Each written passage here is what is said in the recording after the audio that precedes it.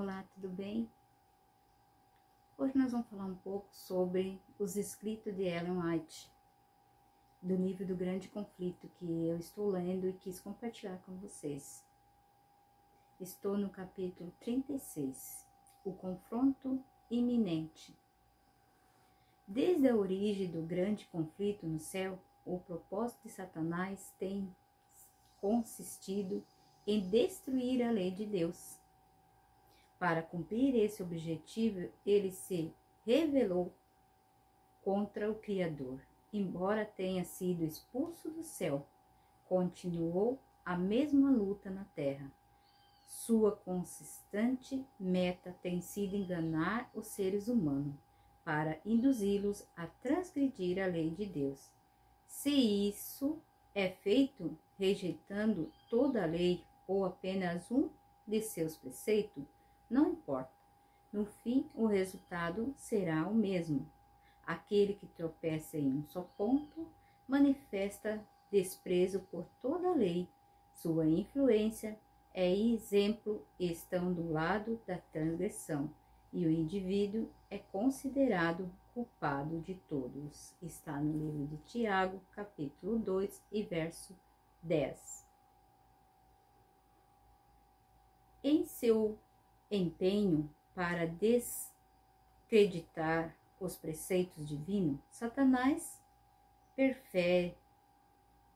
perverteu as doutrinas da Bíblia e assim se incorporaram erros na fé, nutrida por milhares dos que professam crer na Escritura Sagrada.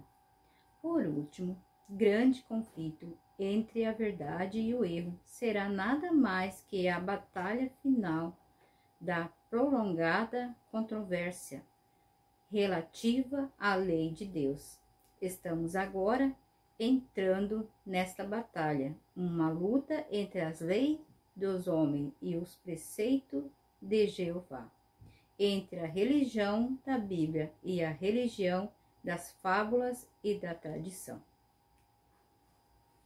As forças que se uniram nessa luta contra a verdade e a justiça já estão atuando. A santa palavra de Deus que nos foi legada a tão grande preço de sofrimento e sangue e pouco valorizada. A Bíblia está ao alcance de todos, mas são poucos os que realmente aceitam como o guia para a sua vida.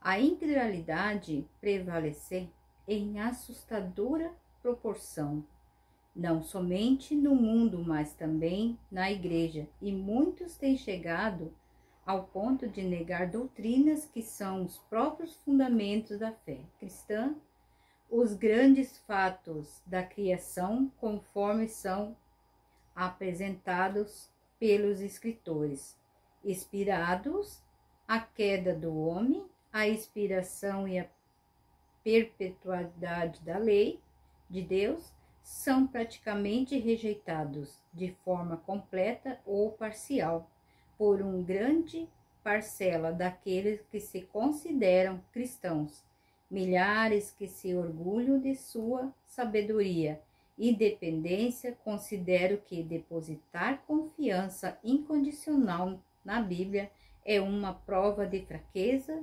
Acho que contestar as Sagradas Escrituras, espiritualizar e explicar invasivamente suas mais importantes verdades é evidência de talento e erudição superiores. Muitos pastores, professores estão ensinando ao povo e aos estudantes que a lei de Deus foi mudada por revogada, e aqueles que consideram as revidenciações desta lei como ainda válidas e dignas de ser literalmente obedecida são considerados merecedores apenas de humilhação e desprezo. Ao rejeitar a verdade, as pessoas rejeitam seu autor e, desprezando a lei de Deus, negam a autoridade do legislador. É tão fácil fazer ídolo de falsas doutrinas e teorias como talhá-lo em madeira ou pedra, ao retratar de forma distorcida os atributos de Deus. Satanás leva as pessoas a olhá-lo sob uma perspectiva invocada. Para muitos, um ídolo filosófico é entronizado em lugares de Jeová. E quanto a Deus, vivo, conforme revelado em sua palavra, em Cristo e nas obras da criação, e adorado apenas por poucos, milhares deificam a natureza, obras da criação, e adorando apenas por poucos milhares identificam a natureza, enquanto regam a Deus da natureza. Embora tenha forma diferente, idolatria existe hoje no mundo cristão, assim como existiu entre o antigo Israel nos dias de Elias. O Deus de muitas pessoas que se dizem sábias, de filósofos, poetas, políticos, jornalistas, o Deus dos grandes centros de moda, de muitos colégios e universidades, até mesmo de alguma instituição teológica, é pouco melhor do que Baal, o Deus Sol da Fenícia. Nenhum erro aceito pelo mundo cristão fere mais audaciosamente a autoridade do céu.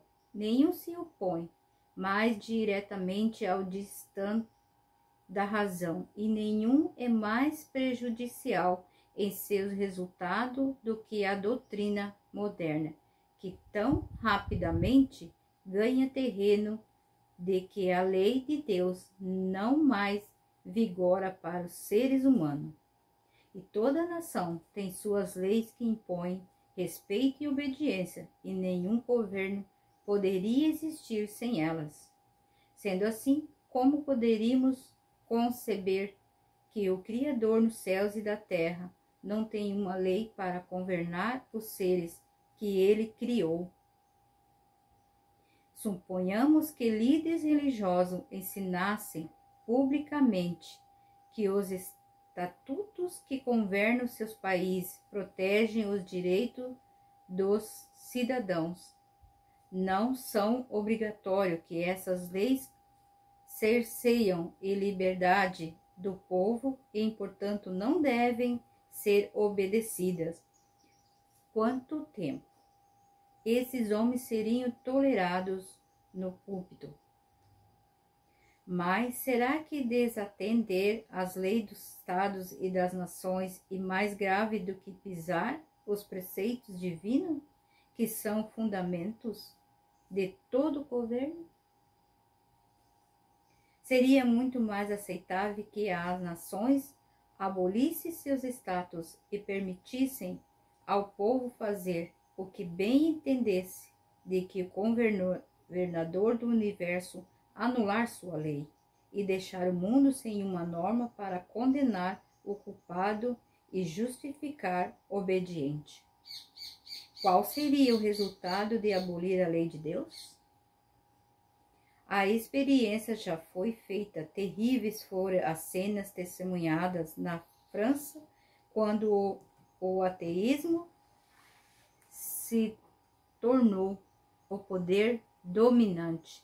Naquela ocasião, demonstrou-se ao mundo que se livrar das restrições estabelecidas por Deus corresponde a aceitar o governo do mais cruel dos tiranos, quando a norma da justiça é posta de lado, abre-se caminhos ao príncipe do mal, para que ele estabeleça seu poder na terra.